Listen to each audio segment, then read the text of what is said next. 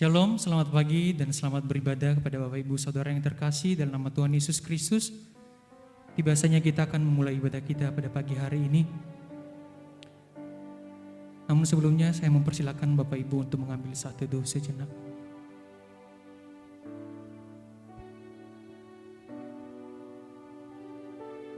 Panggilan berbakti terambil dari Mazmur 141 ayat 1 sampai 2.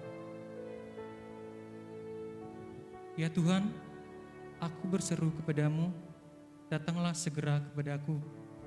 Berilah telinga kepada suaraku, waktu aku berseru kepadamu. Biarlah doaku adalah bagimu seperti persembahan ukupan, dan tanganku yang terangkat seperti persembahan korban pada waktu petang. Doa pembukaan akan dipimpin oleh Saudara Hannes. Mari kita bersatu dalam doa. Terima kasih Allah Bapa yang ada di surga. Kembali kami berterima kasih atas segala lawatan dan penyertaan tangan Tuhan dalam satu pekan ini Bapa. Kami sangat berterima kasih dan bersyukur ini semua atas campur tangan Tuhan. Kami sangat berterima kasih Bapa untuk napas kehidupan yang telah Engkau berikan, untuk berkat-berkat yang telah Engkau berikan Bapa. Kami mohon ampun di hadapan Engkau, kiranya Engkau menyucikan dan menguduskan kami di rumah-Mu ini, sehingga kami bisa memulai kegiatan ibadah kami Bapa. Biarlah Engkau yang campur tangan dari awal, pertengahan hingga akhirnya. Kami serahkan juga yang memimpin acara, semua yang bertugas sama saya serahkan semuanya kepada-Mu Bapa. Biarlah kuasa Tuhan yang terjadi, biarlah kehendak Tuhan yang terjadi yang melindungi kami, menyertai kami. Kami juga berdoa buat sanak saudara kami dimanapun mereka berada juga Tuhan, baik jemaat-Mu di tempat ini Bapa. Ketika mereka sakit, biarlah kuasa Tuhan yang menyembuhkan, yang melawat, melindungi mereka. Biarlah kuasa-Mu yang menyertai mereka. Biarlah Engkau beri mereka juga kekonsentrasian dalam mengikuti ibadah ini. Kami serahkan semuanya hanya kepada-Mu dari awal, pertengahan hingga akhirnya. Kami mohon ampun, kami mohon campur tangan Tuhan yang selalu menyertai kami. Di dalam nama Tuhan Yesus kami berdoa dan mengucap syukur. Haleluya. Amin. Saya kembali menyapa kita Bapak Ibu Saudara. Shalom. Kita akan memuji Tuhan, kita akan bersorak-sorai memuji Tuhan. Kita tahu Dia adalah Tuhan yang luar biasa, Dia adalah Tuhan dari segala Tuhan. Kita mengangkat pujian, ajaib Kau Tuhan.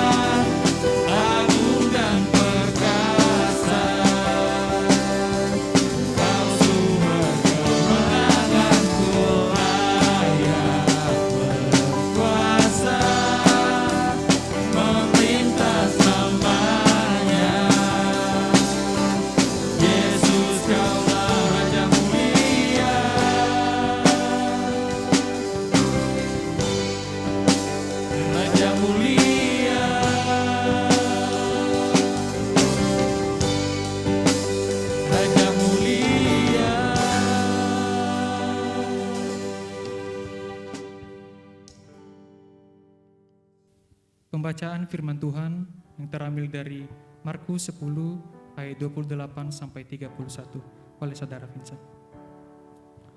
Upah mengikut Yesus.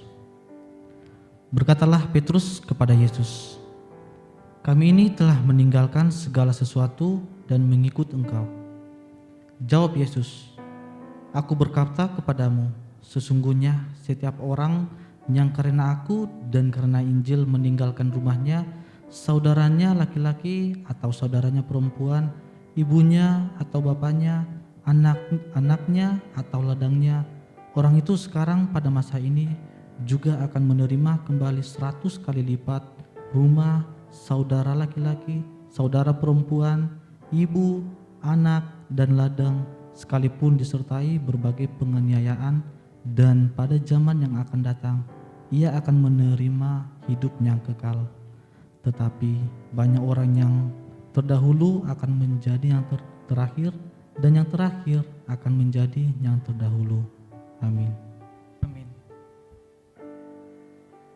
Tiba saatnya kita akan mendengarkan firman Tuhan oleh Gembala Jemaat. Namun sebelumnya kita akan memuji Tuhan dengan pujian "Karena Salib-Mu".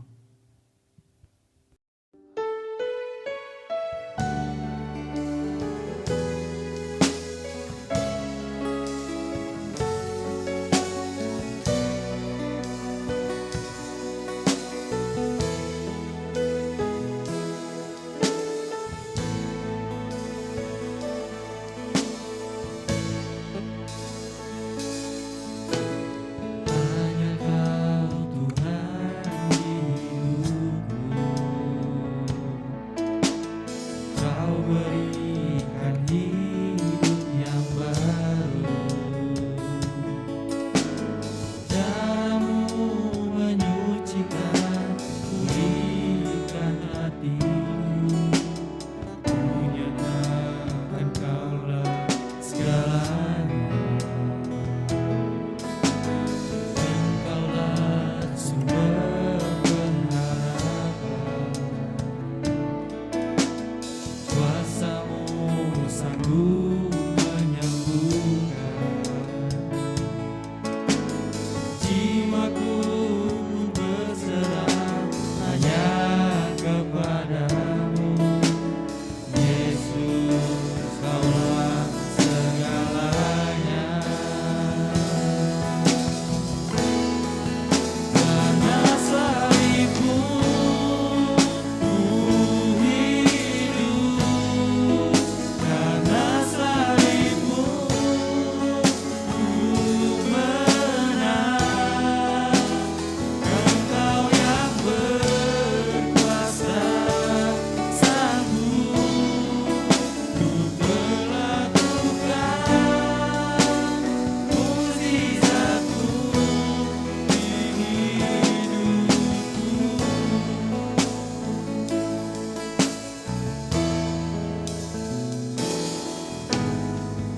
Engkaulah sumber pengharapan, kuasa-Mu sanggup menyembuhkan. Jiwaku berserah hanya kepadamu, Yesus, Kaulah segalanya. Karena salib-Mu ku hidup, karena salib-Mu ku menang. Engkaulah berkuasa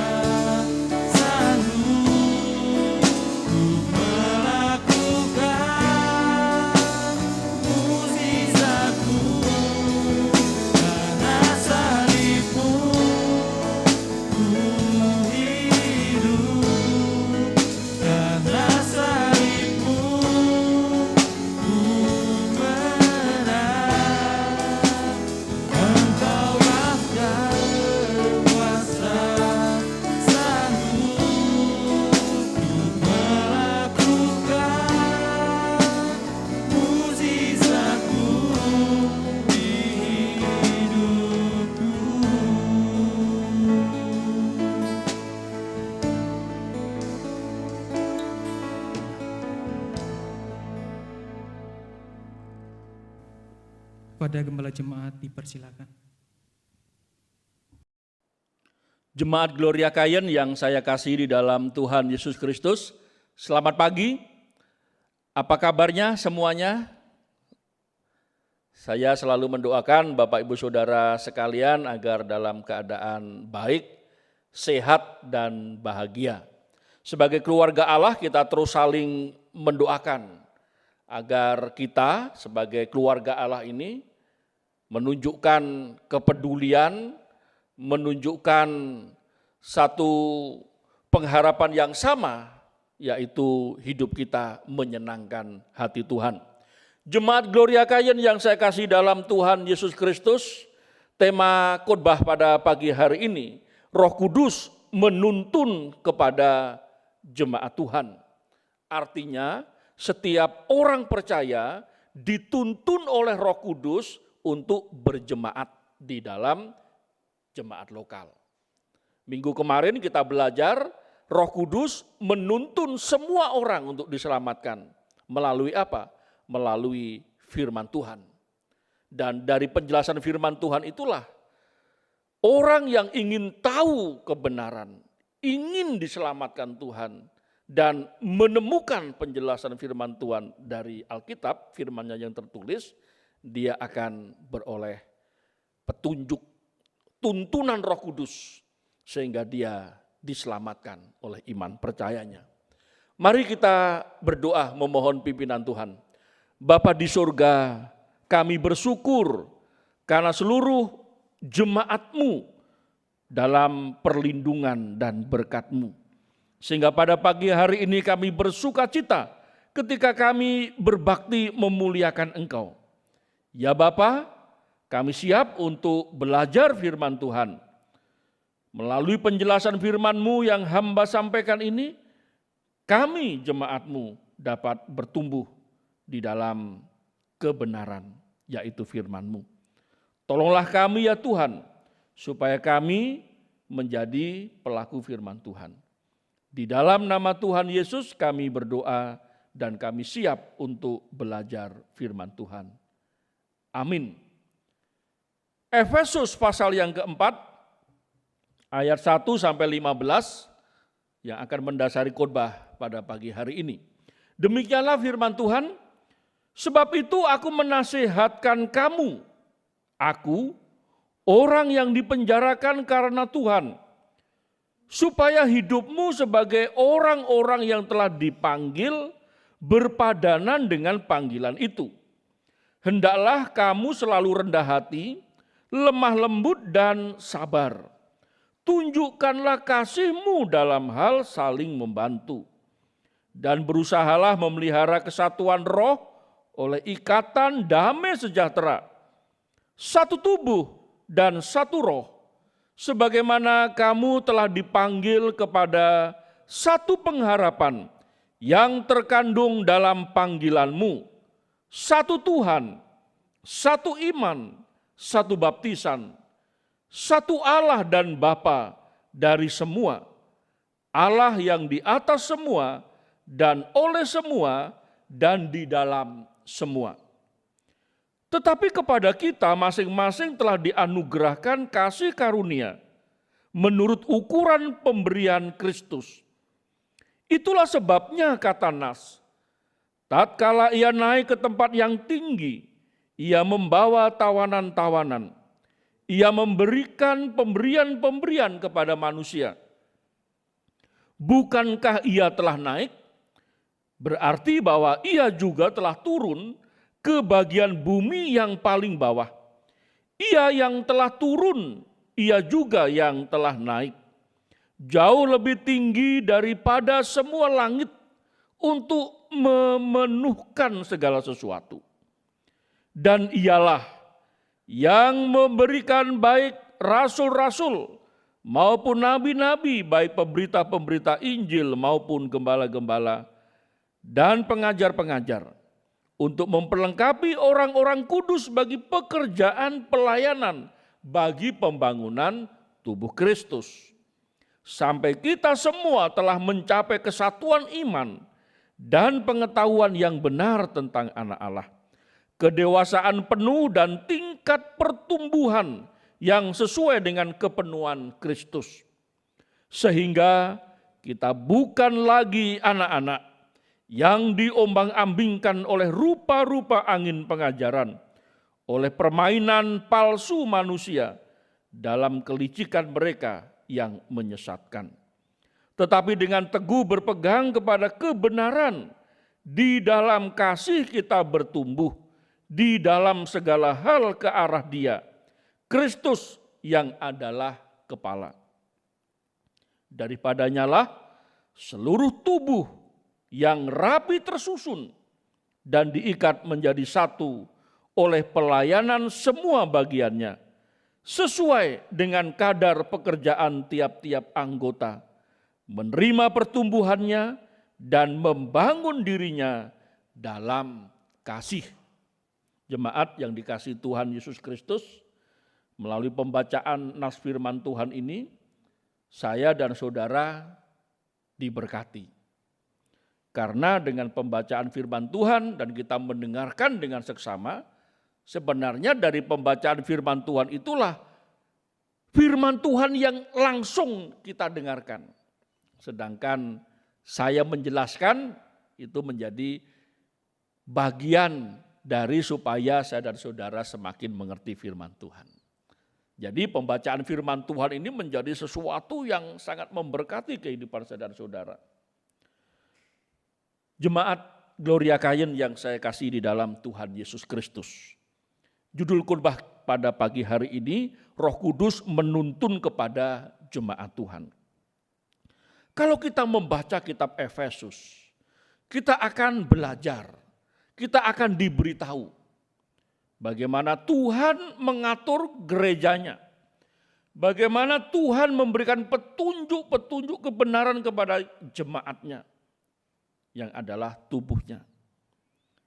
Dialah yang memberikan bagi jemaatnya para pelayannya, nabi-nabi, rasul, gembala, pengajar, penginjil. Di kitab Efesus pasal 4 ayat yang 11. Supaya apa? Supaya memperlengkapi orang-orang percaya.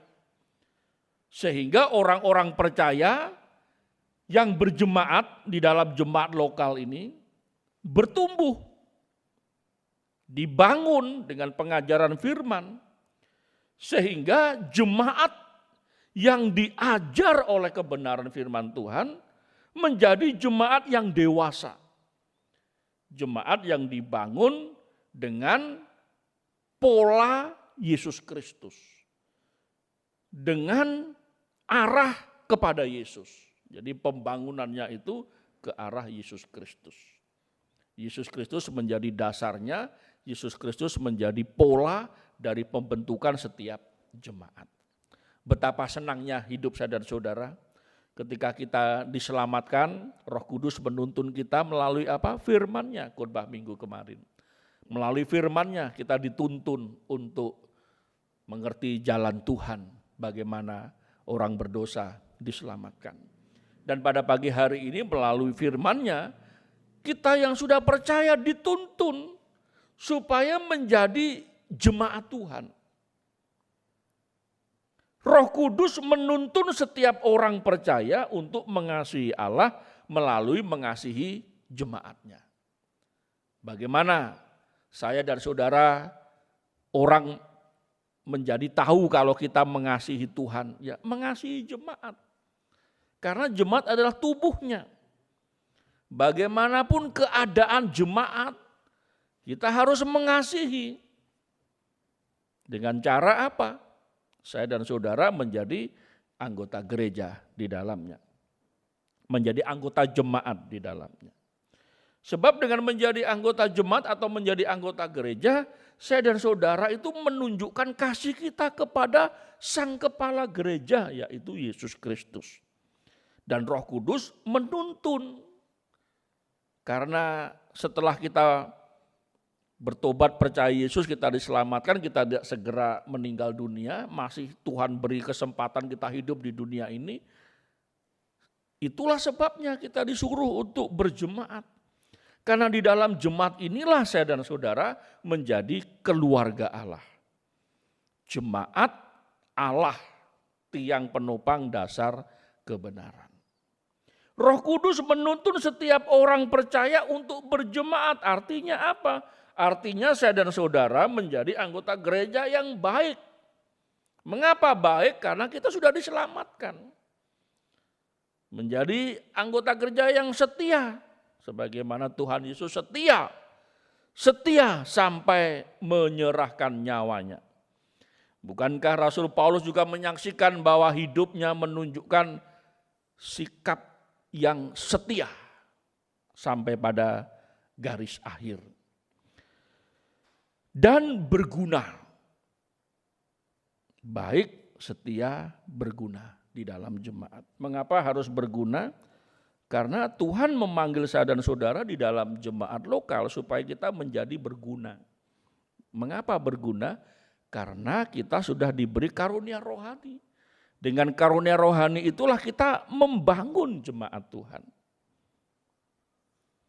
Jemaat Gloria Kayen yang saya kasih di dalam Tuhan Yesus Kristus, berdasarkan nas Efesus pasal 4 ayat 1 sampai 15, apa saja tuntunan Roh Kudus kepada jemaat Efesus pada waktu itu.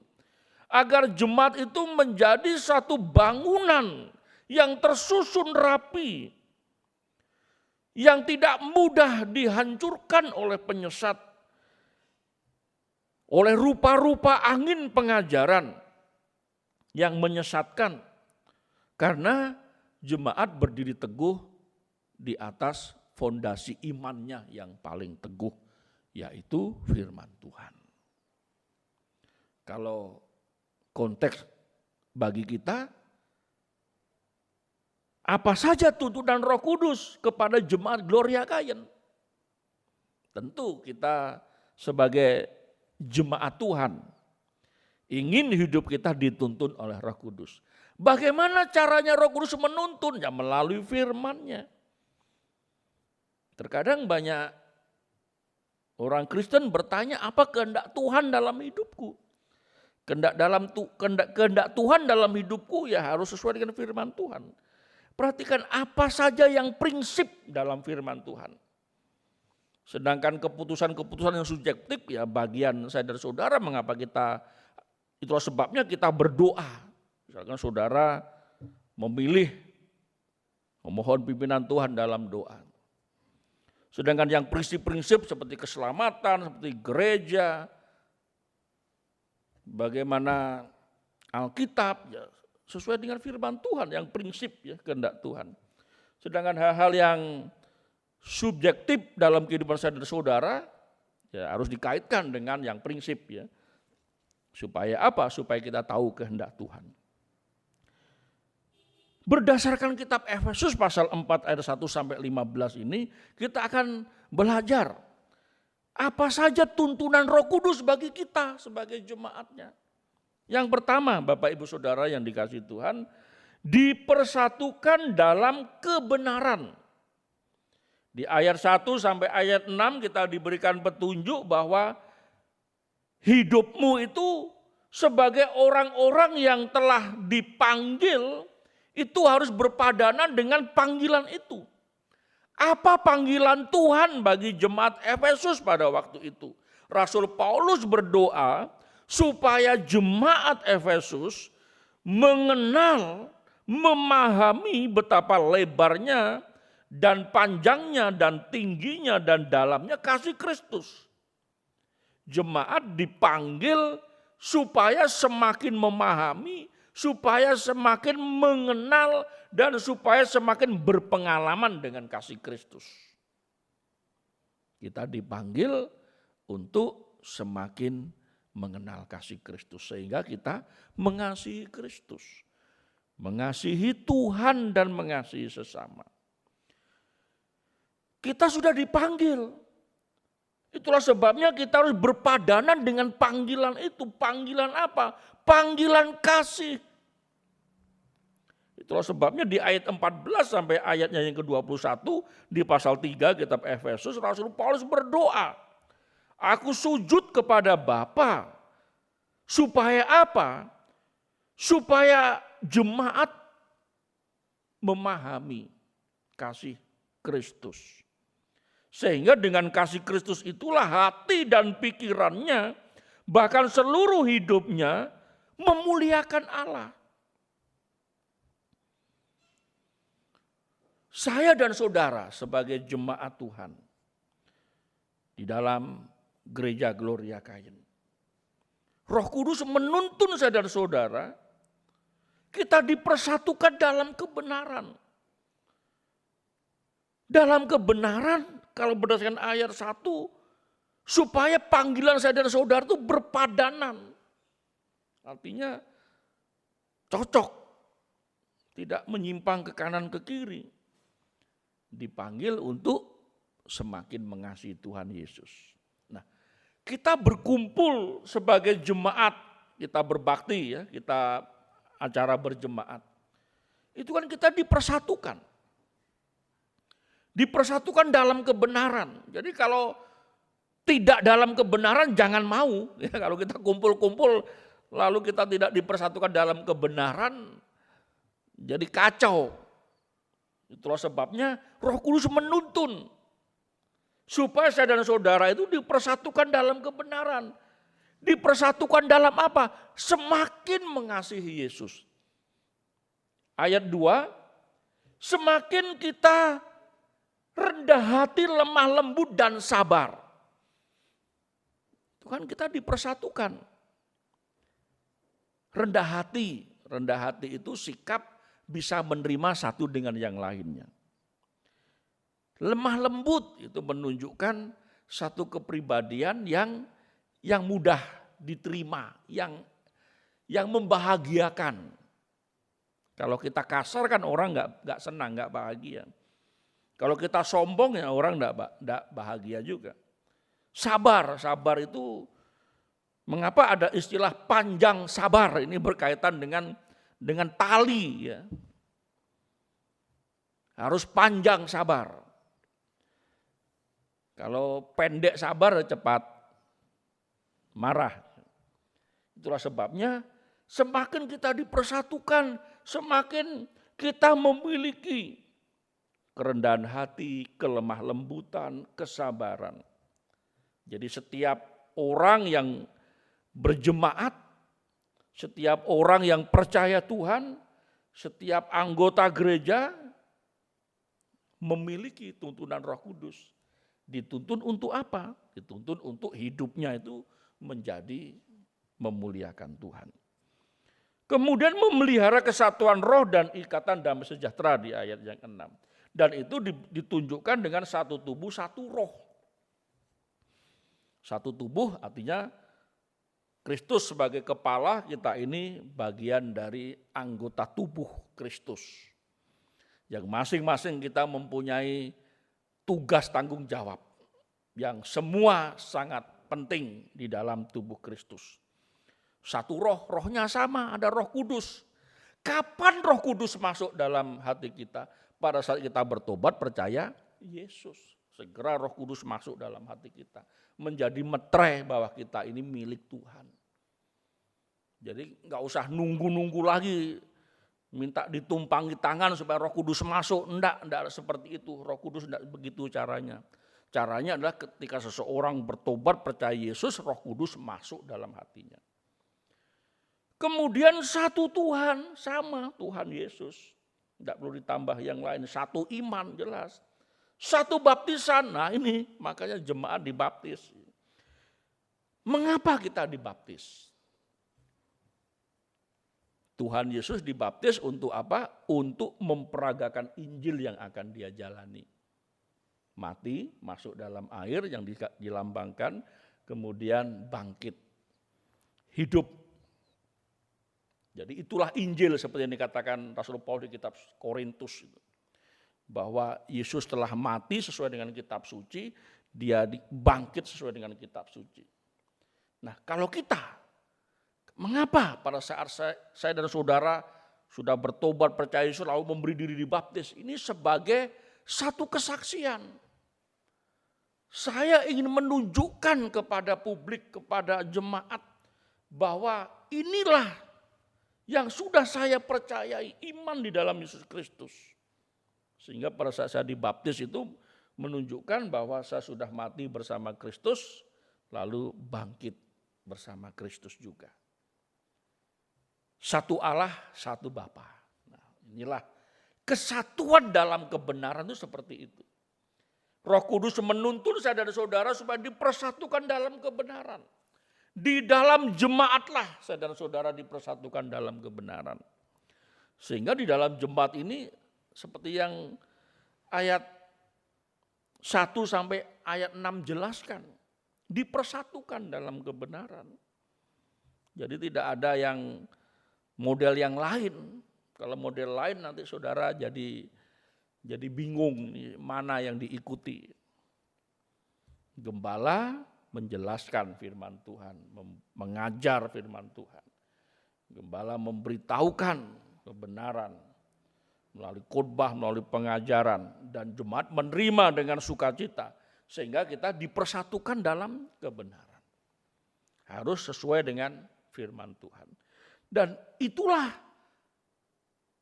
hasil dari pekerjaan Roh Kudus. Bukankah gereja didirikan oleh Roh Kudus? Nah, tentu memakai orang-orang yang percaya. Yang dituntun kepada kebenaran. Supaya di dalam kebenaran itulah saudara-saudara benar-benar menjadi satu eklesia milik Yesus. Jemaat yang dikasihi Tuhan, betapa indahnya persekutuan di dalam Tuhan. Persekutuan atau dipersatukan dalam kebenaran satu dengan yang lain menggunakan firman Tuhan untuk belajar, untuk mengajar. Di masa-masa yang sulit mereka saling menguatkan dengan saling mendoakan. Pergumulan hidup datang silih berganti. Tetapi ketika saya dan saudara dipersatukan dalam kebenaran, karena Roh Kudus menuntun saudara-saudara, maka kebenaran itu akan memerdekakan kita. Kita akan menjadi satu keluarga Allah yang satu dengan yang lainnya. Menunjukkan kemerdekaan di dalam Tuhan. Menunjukkan ketundukan pada pimpinan Roh Kudus. Menunjukkan satu perhatian satu dengan yang lainnya. Di dalam saling mendoakan. Betapa indahnya. Di masa-masa yang sukar, di masa-masa penuh pergumulan, apa yang diperlukan? Yang diperlukan adalah satu jemaat yang dituntun oleh Roh Kudus. Seluruh anggota gerejanya menunjukkan bahwa saya dan saudara adalah jemaat milik Tuhan yang dipersatukan dalam kebenaran.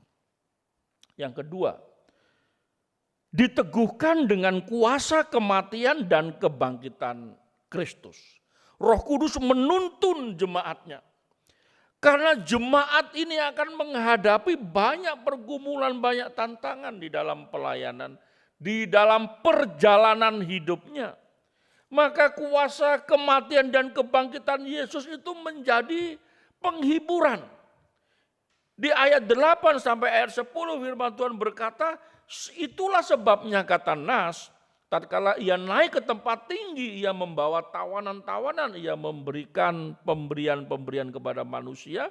Bukankah ia telah naik berarti bahwa ia juga telah turun ke bagian bumi yang paling bawah. Ia yang telah turun, ia juga yang telah naik jauh lebih tinggi daripada semua langit untuk memenuhkan segala sesuatu. Itulah sebabnya Rasul Petrus berkata bahwa pada saat Yesus turun ke dunia orang mati, Kristus memproklamirkan kemenangannya. Jadi orang-orang sejak Adam sampai Yesus belum disalib itu mereka dibenarkan karena iman, karena pertobatannya mereka dan percayanya akan janji Allah kirim juru selamat. Jadi pada saat mereka meninggal dunia, mereka belum dibenarkan secara nyata. Artinya kan masih berupa janji. Itulah sebabnya Tuhan Yesus memberikan satu penjelasan tentang orang-orang yang ada di pangkuan Abraham. Artinya orang-orang yang berkumpul di suatu tempat yang sedang menunggu Yesus memproklamirkan kemenangannya. Jadi pada saat Tuhan Yesus meninggal dan dikubur, dia turun ke dalam dunia orang mati dan memproklamirkan kemenangannya. Bahwa orang-orang sejak zaman Adam sampai orang-orang yang meninggal sebelum penyalipannya itu, mereka yang menanti-nantikan pembenaran itu, mereka mendapatkan kepastian bahwa janji Allah kirim juru selamat sudah digenapi. Itulah sebabnya dia naik, lalu dia turun ke bumi yang paling bawah, lalu membawa semua orang yang percaya itu untuk menikmati janji Allah yang digenapi. Demikian pula ketika saudara-saudara yang sudah bertobat percaya Yesus, ketika kita sudah meninggal, kita bersama Tuhan di surga. Ini satu penjelasan mengenai kuasa kematian dan kebangkitan Yesus menjadikan jemaat kuat. Menjadikan jemaat tangguh dalam menghadapi segala hal tantangan dalam kehidupan ini. Dan inilah yang menjadi kabar baik, menjadi kebahagiaan. Kita menyaksikan orang-orang yang kita kasihi dipanggil Tuhan lebih dulu. Tetapi dengan menyaksikan kematian dan kebangkitan Yesus dan mereka menjadi orang yang sudah bertobat dan percaya Yesus, hati kita dihiburkan. Di dalam perjalanan jemaat inilah yang menjadi penghiburan. Kematian dan kebangkitan Yesus menjadi pengharapan bagi semua jemaat. Sehingga kumpulan orang percaya ini, jemaat yang ada eklesia milik Yesus, seperti yang Tuhan Yesus katakan bahwa alam maut tidak bisa mengalahkannya. Jemaat yang adalah milik Tuhan, di mana alam maut tidak bisa mengalahkan. Karena apa? Karena Tuhan sudah menang atas maut. Dan inilah yang menjadi pengharapan. Ya, inilah yang menjadi penghiburan Bapak Ibu Saudara yang dikasihi Tuhan. Gereja-gereja sepanjang zaman, gereja-gereja yang menyaksikan bagaimana para pahlawan iman di abad-abad yang dahulu. Mereka memperjuangkan, mereka meyakini kebenaran, dan bahkan mereka menyerahkan nyawanya demi kebenaran yang mereka yakini. Jemaat bersedih, ada kedukaan. Tetapi di sisi lain jemaat juga bahagia karena orang-orang leluhur mereka yang mempercayai firman Tuhan setia sampai pada kesudahan. Dan sesuai dengan kematian dan kebangkitan Yesus, mereka beroleh istirahat di dalam kekekalan. Nah, inilah kebahagiaan. Demikian pula pada saat Rasul Paulus menasihati jemaat di Efesus. Bagaimana jemaat di Efesus itu harus menjadi jemaat yang terus ada sampai Tuhan datang. Itulah sebabnya kematian dan kebangkitan Yesus itu menjadi pengharapan dalam kehidupan jemaat. Saudara-saudara di dalam jemaat Gloria Kayen ini, apa menjadi pengharapan saudara-saudara? Kalau bukan kematian dan kebangkitan Yesus. Dia mati supaya kita tidak mengalami maut. Dia bangkit supaya saya dan saudara mempunyai kepastian akan keselamatan. Karena dia menang atas kematian. Dan bahkan Tuhan berjanji menyediakan bagi kita rumah di surga. Istana di surga, di terjemahan yang lain. Jemaat yang dikasihi Tuhan Yesus Kristus, inilah yang membahagiakan bagi jemaat, yaitu Roh Kudus menuntun jemaat. Menuntun setiap orang yang percaya untuk berjemaat. Supaya di dalam jemaat itulah orang-orang percaya diperlengkapi. Menjadi satu kumpulan orang-orang yang sudah dimenangkan. Kumpulan orang-orang yang menjadi saksi Kristus. Kumpulan orang-orang yang memiliki iman yang teguh. kumpulan orang-orang yang berdiri teguh atas imannya. Tantangan, goncangan yang dahsyat sekalipun tidak menggoyahkan iman mereka. Yang ketiga, diperlengkapi dengan karunia rohani. Ayat 11 dan 12 berkata, dan ialah yang memberikan baik rasul-rasul maupun nabi-nabi, baik pemberita-pemberita Injil maupun gembala-gembala dan pengajar-pengajar, untuk memperlengkapi orang-orang kudus bagi pekerjaan pelayanan, bagi pembangunan tubuh Kristus. Siapakah yang dimaksud dengan orang-orang kudus? Yaitu setiap orang yang sudah bertobat percaya Yesus. Jemaat milik Tuhan adalah orang-orang kudus. Itulah sebabnya Tuhan memberikan bagi jemaatnya rasul-rasul, nabi-nabi. Rasul-rasul, nabi-nabi sudah selesai menjalankan tugasnya. Sehingga di tangan kita ada Alkitab yang tertulis, firman-Nya yang tertulis. Melalui para nabi, kitab perjanjian lama ada di tangan kita. Melalui para rasul, kitab perjanjian baru ada di tangan kita.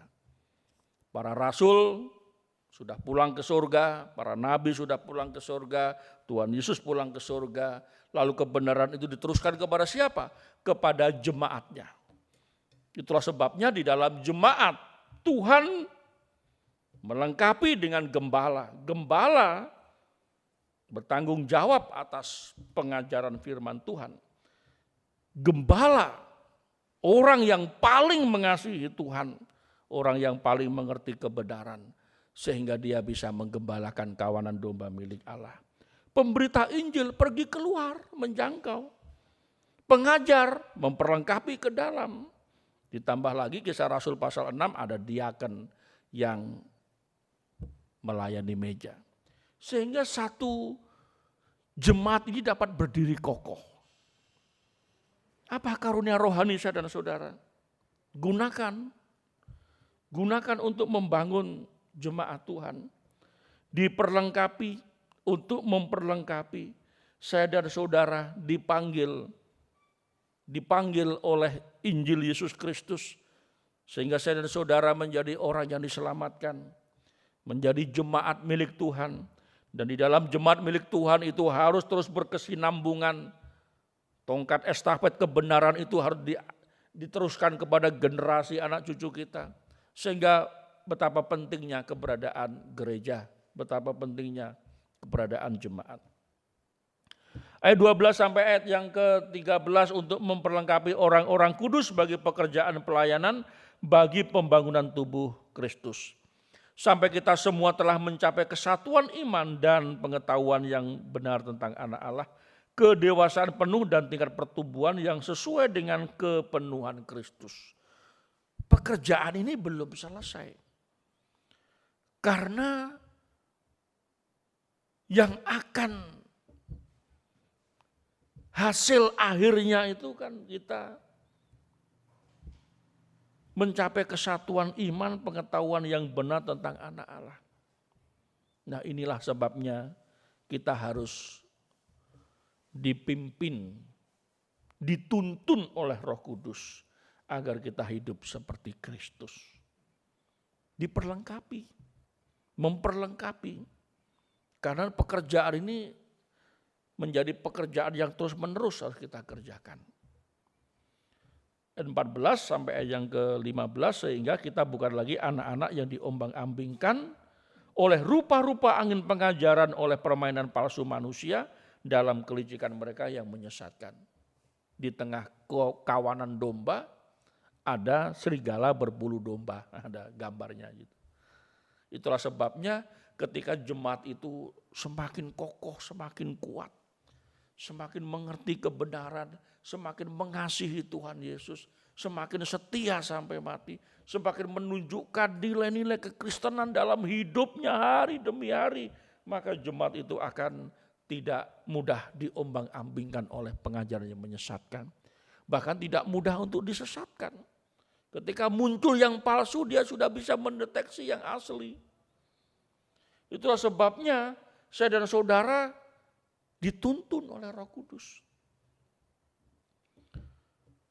Tetapi dengan teguh berpegang kepada kebenaran di dalam kasih, kita bertumbuh di dalam segala hal ke arah Dia, Kristus yang adalah kepala. Semakin kita diperjelas, Roh Kudus menuntun kita untuk menjadi serupa dengan Kristus. Di tengah dunia yang mudah sekali kita diombang-ambingkan, yang mudah sekali kita tergoda, tetapi kita tetap pada satu tujuan. Yesuslah yang menjadi goal kita. Yesuslah yang menjadi patron kita, yang harus kita ikuti. Itulah sebabnya jemaat menjadi jemaat yang hidup.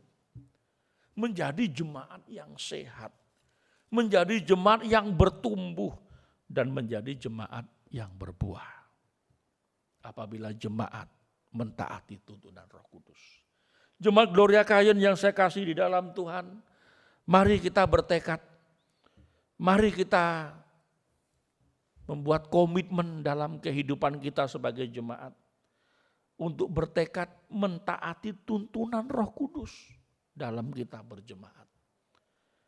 Tuhan sudah memberikan bagi jemaatnya, kepemimpinan sudah diberi, penata layanan sudah diberi, karunia-karunia rohani sudah diberi, dan bahkan kalau kita lihat di pasal yang ketiga, itu sampai malaikat-malaikat pingin tahu apa yang dilakukan jemaat. Di ayat yang ke-9, dan untuk menyatakan apa isinya tugas penyelenggaraan rahasia yang telah berabad-abad tersembunyi dalam Allah yang menciptakan segala sesuatu, Efesus pasal 3 ayat 9, sekarang ayat 10. Supaya sekarang oleh jemaat diberitahukan pelbagai ragam hikmat Allah kepada pemerintah-pemerintah dan penguasa-penguasa di surga sesuai dengan maksud abadi yang telah dilaksanakannya dalam Kristus Yesus Tuhan kita. Jadi tepat jam 7.30 saat kita kebaktian, itu malaikat Tuhan pengen tahu. Ini bener enggak jemaat Gloria Kayen ini berbakti? Bener enggak di tengah-tengah situasi pandemi COVID-19 ini masih ada kumpulan orang percaya, yaitu jemaat milik Tuhan yang berbakti? Nah, karena malaikat penghuni surganya pengen tahu loh. Pelbagai ragam hikmat yang Tuhan sudah berikan pada jemaatnya tadi oleh pimpinan Roh Kudus. Kalau kita tidak serius, kalau kita tidak sungguh-sungguh, kita akan malu. Dan bahkan malaikat tidak pengen tahu lagi, ini jemaat apa-apaan ini. Enggak ada yang dikerjakan ini. Dia beralih melihat yang lain. Nah, jemaat yang dikasihi Tuhan, kita berusaha. Kita mengupayakan diri kita agar benar-benar kita dituntun oleh Roh Kudus. Supaya pelbagai ragam hikmat Allah itu ada di dalam jemaat Gloria Kayen. Sehingga kita bisa percaya diri. Silahkan lihat kami. Karena kami mentaati Engkau, Tuhan. Jemaat yang dikasihi Tuhan, biarlah ini menjadi satu peneguhan komitmen kita bahwa jemaat Gloria Kayen bertekad untuk mentaati tuntunan Roh Kudus. Dan kita memuliakan Dia.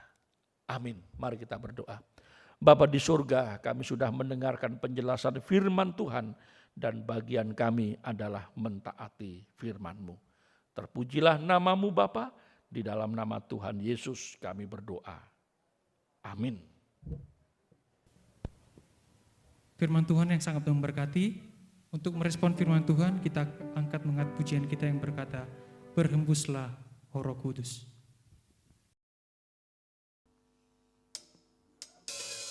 Kami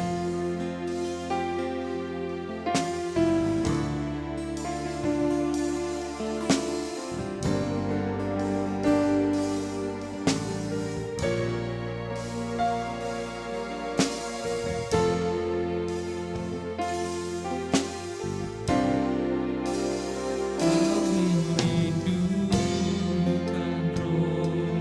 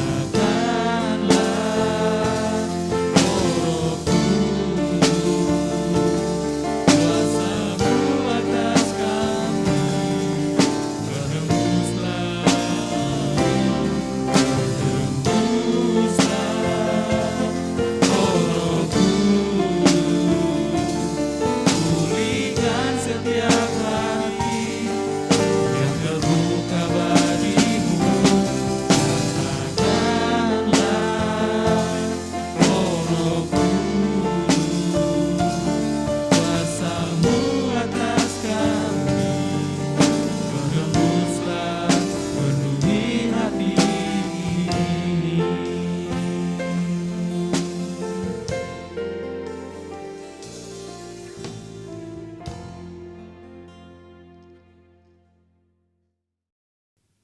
Doa penutup dan doa berkat oleh Gembala Jemaat. Dipersilakan. Bapak, Ibu, dan Saudara sekalian, Jemaat Gloria Kayen yang saya kasih dalam Tuhan Yesus Kristus, kebaktian kita sudah selesai dan mari kita menutup dalam doa. Bapa di surga, kami bersyukur Engkau beri kesempatan kepada kami untuk berbakti. Kami juga bersyukur kesempatan untuk melayani dalam kebaktian pada pagi hari ini. Seluruh warga jemaat, hamba-Mu memohon Engkau memberkati dengan kesehatan, kekuatan, dan damai sejahtera. Ya Bapa, kami menyerahkan hidup kami, pribadi demi pribadi, keluarga demi keluarga. Engkau memberkati setiap usaha pekerjaan jemaat. Tuhan menolong memberkati, mencukupkan dengan berkat Tuhan, sehingga kami semuanya dapat hidup dengan penuh syukur dan sukacita.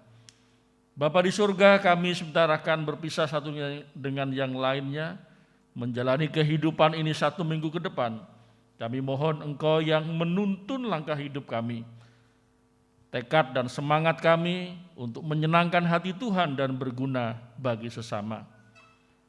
Bapa, kami memohon kiranya berkat yang bersumber dari Allah Bapa di surga, kasih setia dari Tuhan Yesus Kristus, dan persekutuan di dalam Roh Kudus menyertai kami dari sekarang sampai Maranatha. Di dalam nama Tuhan Yesus kami berdoa dan mengucap syukur. Amin.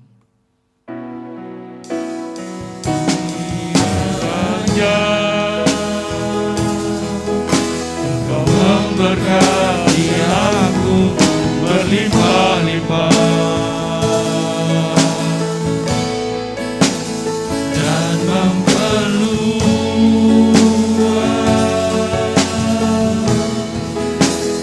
daerahmu,